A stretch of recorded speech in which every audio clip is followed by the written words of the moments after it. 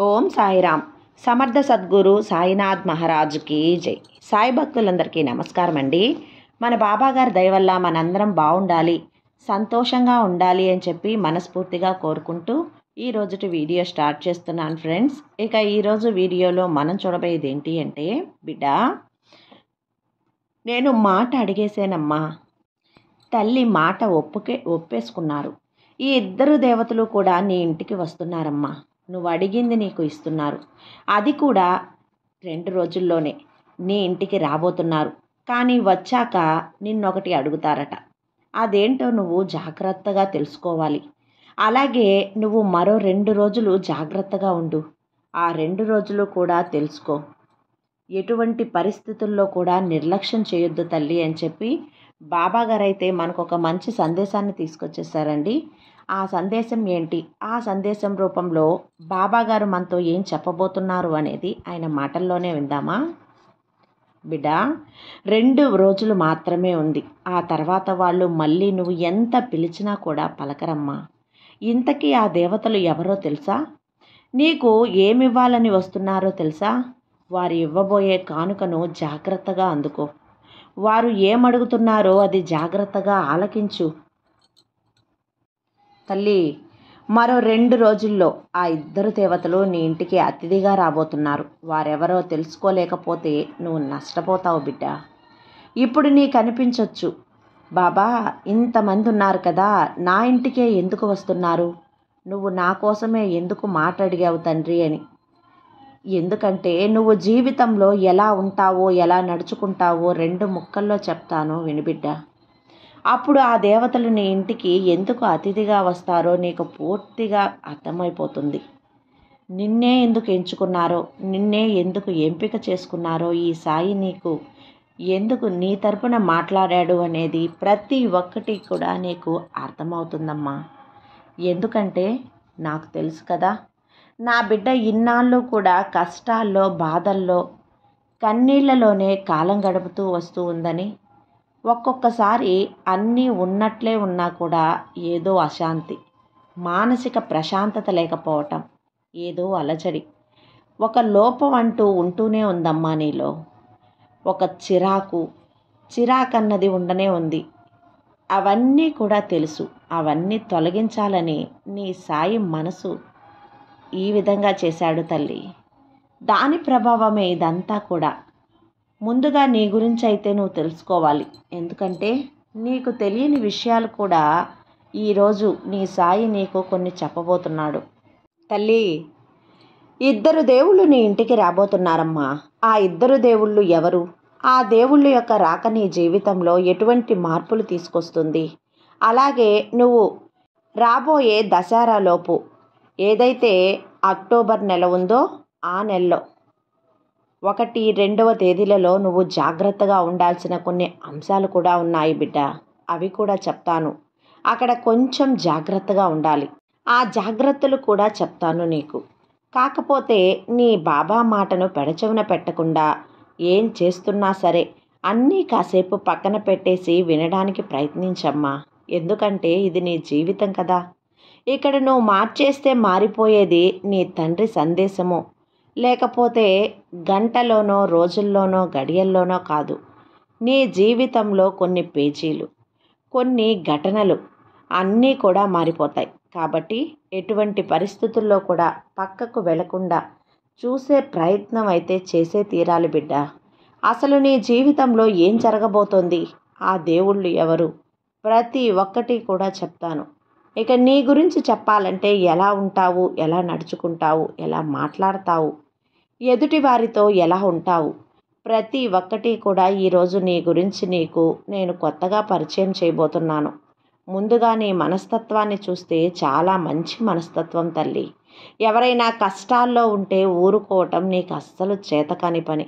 ఎప్పుడూ కూడా ఎవరో ఒకరికి ఏదో ఒక సాయం చేస్తూనే ఉంటావు. ఈ విధంగా కొన్ని సందర్భాల్లో సాయం చేయటం ద్వారా నీకున్నదంతా కూడా దాన ధర్మాలు చేయటం వల్ల ఇంట్లో కుటుంబ సభ్యులతో కూడా మాటలు పడుతూ ఉన్నావు. వివాదాలు జరుగుతూ ఉన్నాయి. ఎందుకంటే ఉన్నదంతా ఇలా ఇచ్చేస్తూ ఉంటే నీ స్థాయికి మించి నువ్వు ఇలా ఇచ్చుకుంటూ పోతే మనకు ఉన్నదే అంతంత మాత్రం, అది కూడా లేకుండా పోతుంది కదా అని వాళ్ళ ఆలోచన. వాళ్ళ వాదనలో కూడా న్యాయం ఉంది బిడ్డ. నీ వైపు కూడా న్యాయం ఉంది, నీ వైపు కూడా ధర్మం ఉంది. ఎప్పుడు కూడా బంధాలకి అనుబంధాలకి చాలా ప్రాధాన్యతనిస్తావు. కొత్తగా పరిచయమైన వ్యక్తులపై కూడా నమ్మకాన్ని, ప్రేమను, అభిమానాన్ని చాలా ఎక్కువగా పెంచుకుంటావు. వెనక ముందు కూడా ఏమీ చూడవు. వాళ్ళు ఎలాంటి వాళ్ళు, వారి మనసులో ఎలా ఉంది, వారి మంచి కోసం వచ్చారా చెడు కోసం వచ్చారా ఏది ఆలోచించవు. ఒక మనిషి వచ్చారు, ప్రేమగా మాట్లాడారు, నవ్వుతూ మాట్లాడారు అంటే కరిగిపోతావు.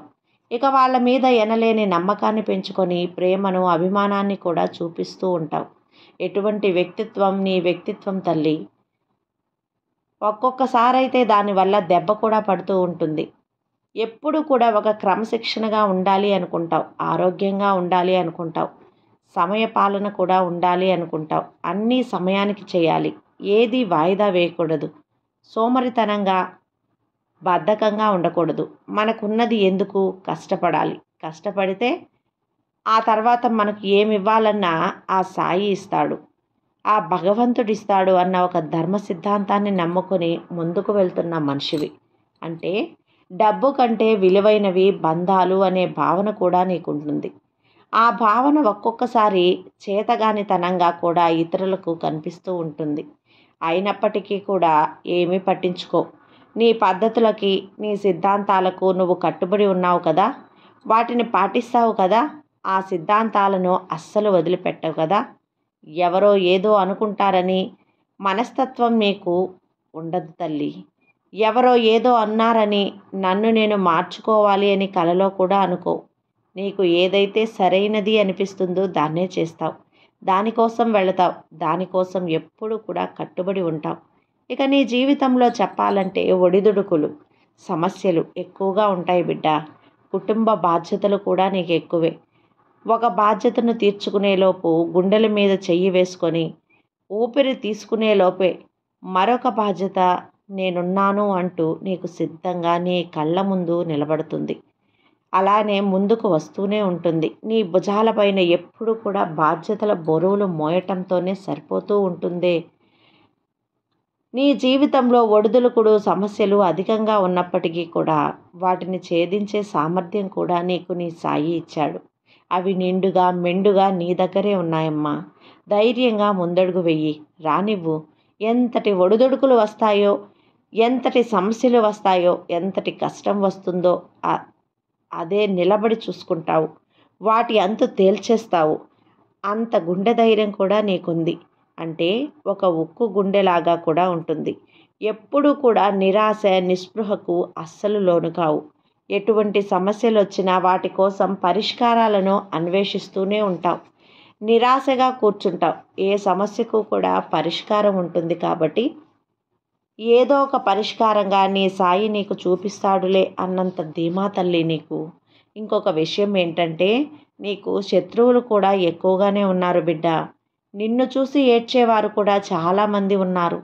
ఎదుగుతుంటే నువ్వు తట్టుకోలేని వారు, నీపై కుట్రలు చేసేవారు, నీ గురించి చెడు ప్రచారం చేసేవారు నీ జీవితంలో ఎక్కువ మందే ఉన్నారు. కాబట్టి వారితో ఎప్పుడు కూడా జాగ్రత్తగా ఉండాలి. గుడ్డిగా అందరినీ నమ్మి అన్ని విషయాలు చెప్పకు. ఎందుకంటే నువ్వు ఎవరిని చేయి చాపి ఏది అడగవు, ఎవరికీ భయపడవు, ఎవరికీ బెదరవు, ఎవరికీ లొంగవు. మంచిగా ఉండటం, మంచిగా మాట్లాడటం, ఇది సరైనది అనగానే ఆ పని చేయటమే నీకు తెలుసు. ధర్మబద్ధంగా, న్యాయబద్ధంగా ఉండటమే తెలుసు.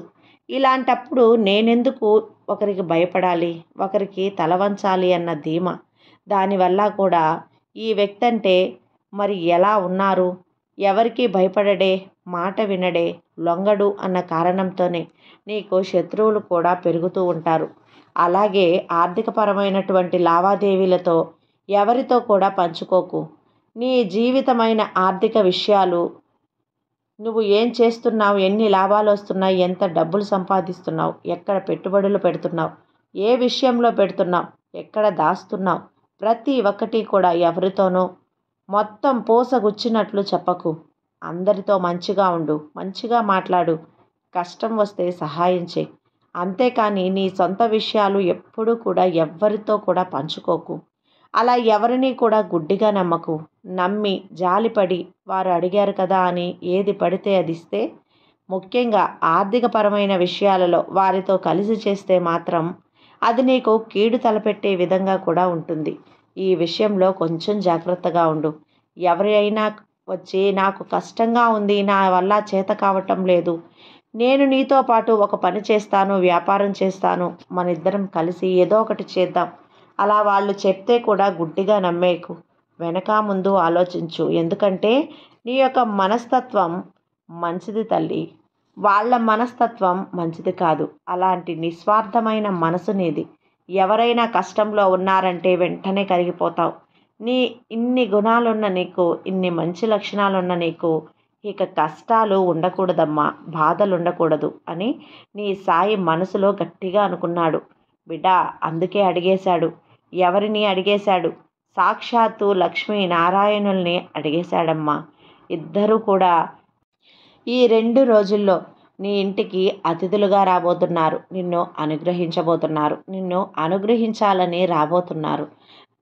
రాబోయే ఈ 2 రోజుల్లో నీ ఇంటికి వచ్చే అతిథులుగా ఉండబోతున్నారు. అంటే నీ జీవితంలో ఇది వరకు నువ్వు ఎటువంటి పుణ్యకార్యాలు చేస్తావో, ఎవరికైతే సహాయం చేస్తావో దాని తాలూకా పుణ్య ఫలాన్ని కూడా నువ్వు ఈ సమయంలో పొందబోతున్నావు.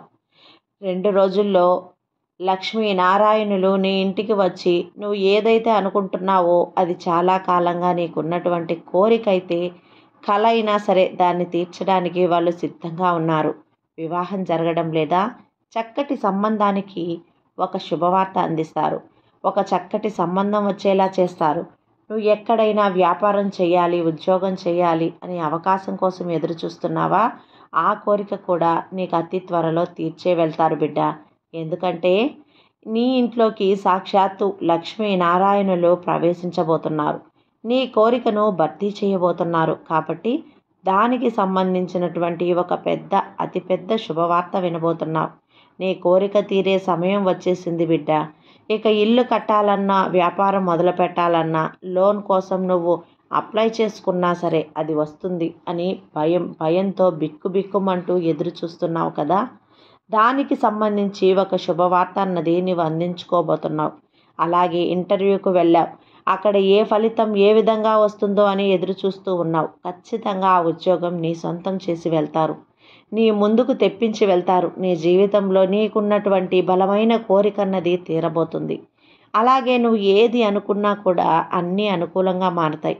ఈ విధంగా నీ జీవితంలో ఏదైతే కోరిక నీకు బలంగా ఉందో, పిల్లల కోసమా, విదేశాలకు వెళ్ళాలన్న ఆ కోరికను తీర్చడానిక సాక్షాత్తు లక్ష్మీనారాయణులు నీ ఇంటికి వస్తున్నారు. నీ ఆర్థిక అభివృద్ధిని పెంచడానికి వస్తున్నారు. నీ అప్పులను తీర్చడానికి వస్తున్నారు. నీ కష్టాలను తొలగించడానికి వస్తున్నారు. నీ ఇంట్లో ఉన్న దరిద్రాన్ని తొలగించడానికే వస్తున్నారు బిడ్డ. నీ జీవితంలో ఇదివరకు ఎటువంటి కష్టాలు బాధలు ఉన్నాయో వాటి నుండి నిన్ను విముక్తిని చేయడానికి ఇంతటి అదృష్టం ఎవరికైనా ఉంటుందా బిడ్డ?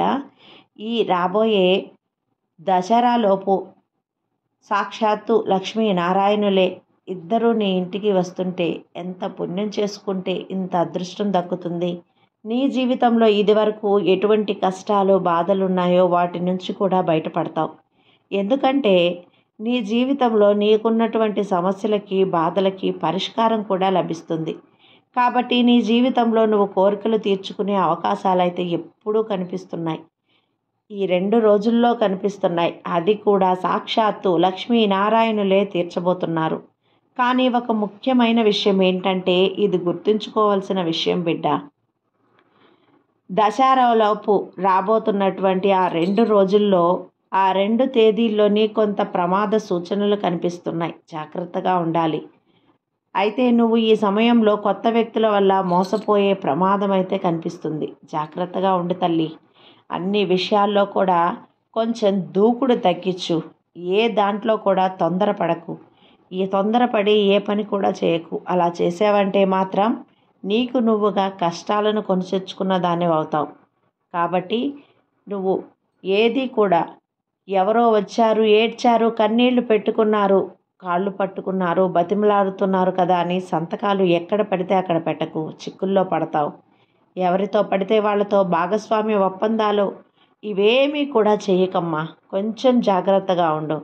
నీకంతా కూడా బాబా నేను దగ్గరుండి చూసుకుంటాను. అలాగే లక్ష్మీనారాయణుల ఆశీస్సులు కూడా నీ మీద ఉంటాయి. కాబట్టి కొంచెం జాగ్రత్తగా ఉండి బాబా మీద నమ్మకంతో ఉండు. అంతా మంచి జరుగుతుంది. నీ సాయి నీ తోడు ఉండగా నీకు భయం ఎందుకు చెప్పు. సర్వేజన సుఖినో భవంతు. జై సాయిరాం.